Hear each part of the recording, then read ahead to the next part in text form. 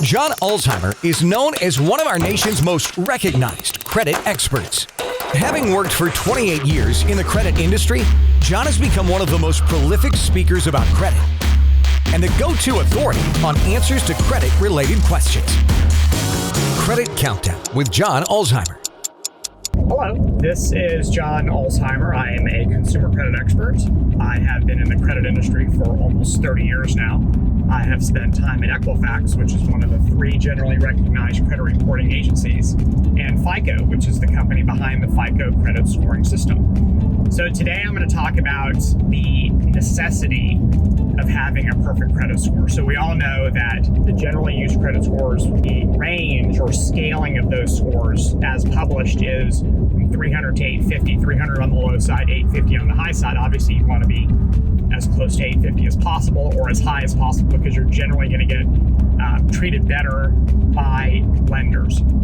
So I get a lot of questions about consumers. I'm stuck at 830. I can't get it any higher. Well, why can't I get a perfect credit score? And it actually I kind of have to laugh about that sometimes. And I try to explain to them that it's entirely unnecessary that you have an 850. There's no credit product that is reserved for people who have 850s. It doesn't exist. And even if you did get an 850, you likely would only have it for a limited period of time because credit scores tend to kind of fluctuate naturally over time as information on your credit reports change.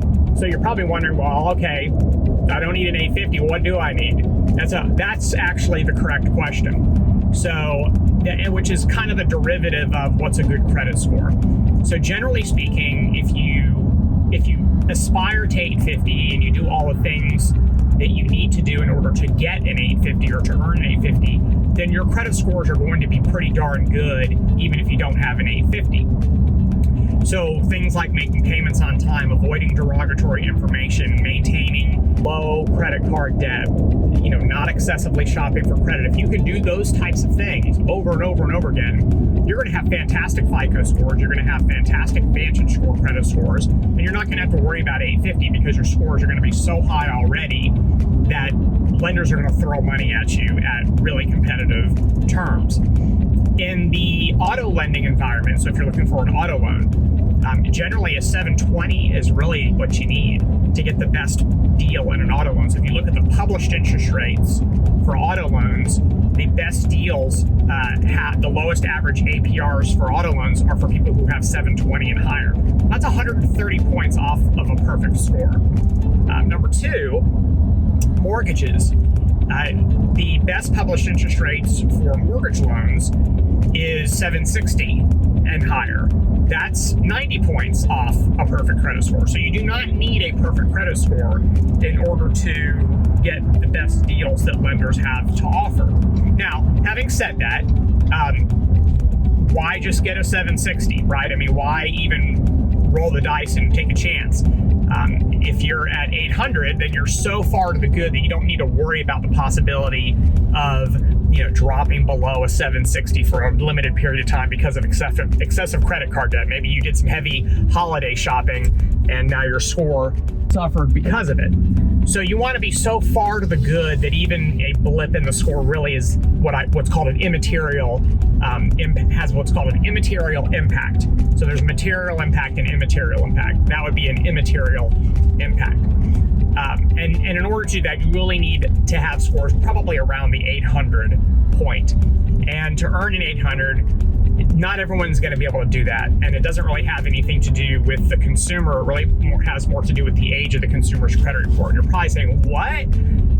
What are you talking about? It's all about payment history and utilization. Those are the big characteristics. Those are the big, those are the steak in your steak dinner. If you have no missed payments and you have low credit card utilization, then you are well on your way to having a good score, but you're not a perfect credit score yet. It's the other smaller components of the scoring systems. Those are the ones that you also have to max out in order to get those scores into the 800s. And that's where things like inquiries, the diversity of the accounts, how old your credit report is, that's where that kind of stuff becomes even more important. because those are the kind of the secondary and tertiary characteristics within credit scores that you're going to have to do well on if you really want to get those big scores. The one that's in your control, inquiries, don't excessively apply for credit. We've already gone over that.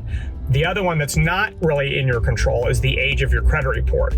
This is going to be things like the oldest account on the report or the average age of the accounts on your credit report. Let me shade it to make it look a little bit better.